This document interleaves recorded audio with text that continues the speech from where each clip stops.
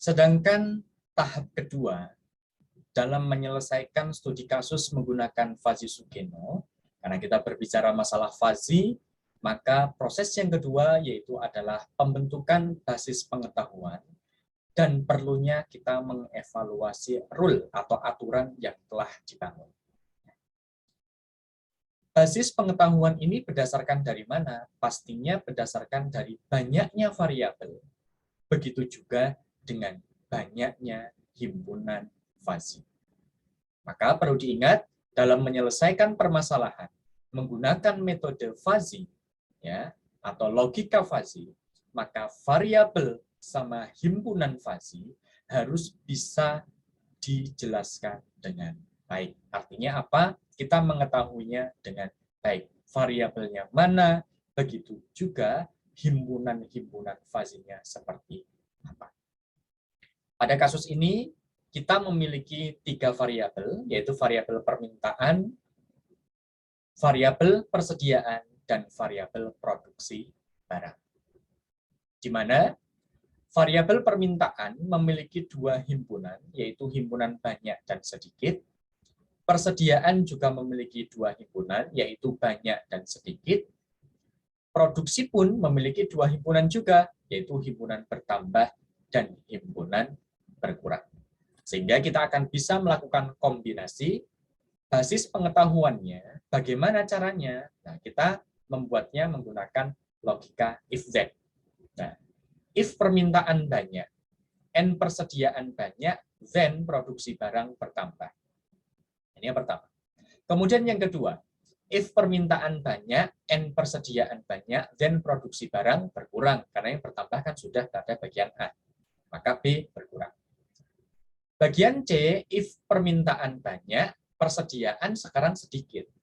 Then produksi barang bertambah. Jadi kita kombinasikan satu persatu seperti itu. If permintaan banyak, n persediaan sedikit, then produksi barang berkurang. Sekarang giliran, bagaimana kalau kondisinya permintaannya yang sedikit? Maka bisa kita lihat untuk rule basis pengetahuan yang bisa kita bangun seperti ini. If permintaan sedikit, n persediaan banyak, then produksi barang bertambah. If permintaan sedikit, n persediaan banyak, then produksi barang berkurang. If permintaan sedikit, n persediaan sedikit, then produksi barang bertambah. If permintaan sedikit, n persediaan sedikit, then produksi barang berkurang. Jadi ada 8 basis pengetahuan yang akan menjadi acuan dalam proses penentuan firing strength-nya. Tapi dalam menentukan firing strength-nya harus diperhatikan dengan baik. Tidak serta-merta kita langsung akan menggunakan semua rule ini. Kenapa? Karena kita tahu bahwa rule yang kita bangun, ya, rule yang kita bangun ini hanya semata-mata kita mengkombinasikan saja. Artinya apa? Belum ada proses evaluasi. Jadi dalam kegiatan selanjutnya, setelah kita memiliki 8 aturan ini, maka akan kita evaluasi. Sebenarnya 8 ini kita dapatkan dari mana? Begini. Setiap variabel, artinya ada 3 variabel. Setiap variabel memiliki 2 himpunan. Jadi himpunannya sama berjumlah 2. Permintaan berjumlah 2, kemudian persediaan juga ada 2 himpunan, produksi barang juga ada 2 himpunan. Maka cara ngeceknya sebenarnya adalah banyaknya himpunan, berarti 2, pangkat variabel. Variabelnya berapa? 3. Berarti 2 pangkat 3 jumlahnya adalah 8. Jadi 2 pangkat N. Ya. Nah, 2 pangkat N ini berdasarkan dari mana? Kalau kondisinya yaitu adalah himpunan dari variabel itu jumlahnya sama.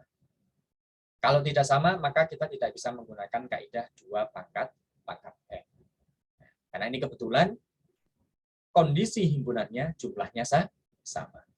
Oke, sekarang kita akan melakukan proses evaluasi dari ke-8 ini.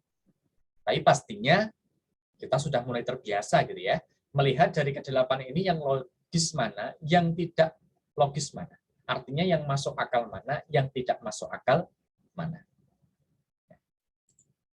Akan tetapi berbeda halnya ketika kita melakukan suatu penyelesaian menggunakan fasi Sugeno, di mana dalam proses evaluasi ini, untuk menentukan kelogisan dari setiap rule berdasarkan dengan keadaan yang diteliti.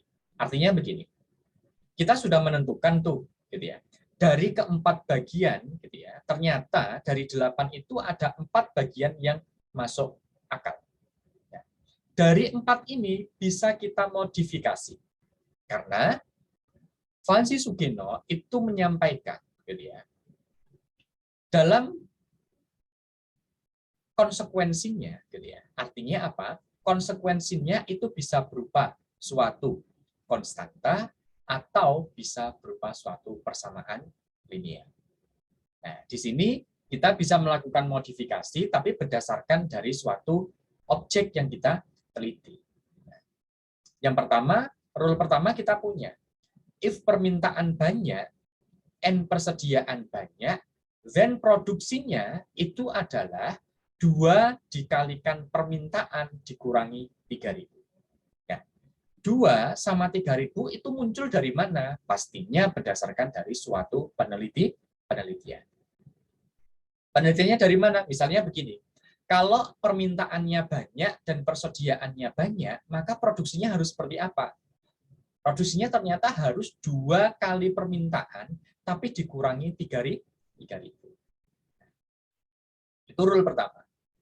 Sedangkan rule 2, kita juga bisa. If permintaan banyak, tapi persediaannya sedikit, produksinya bagaimana? Ya, kita yang produksi berarti permintaan dikurangi persediaan aja. Itu jumlah produksi. Kemudian yang ketiga, if permintaan sedikit, N persediaan banyak, then produksinya adalah permintaan plus persediaan. Mungkin seperti itu. Kemudian rule yang keempat, if permintaan sedikit, N persediaan sedikit, then produksinya seperti apa? Setengahnya dari permintaan. Karena apa? Permintaannya sedikit, persediaannya juga sedikit. Produksinya gimana? Separuhnya aja wis dari permintaan.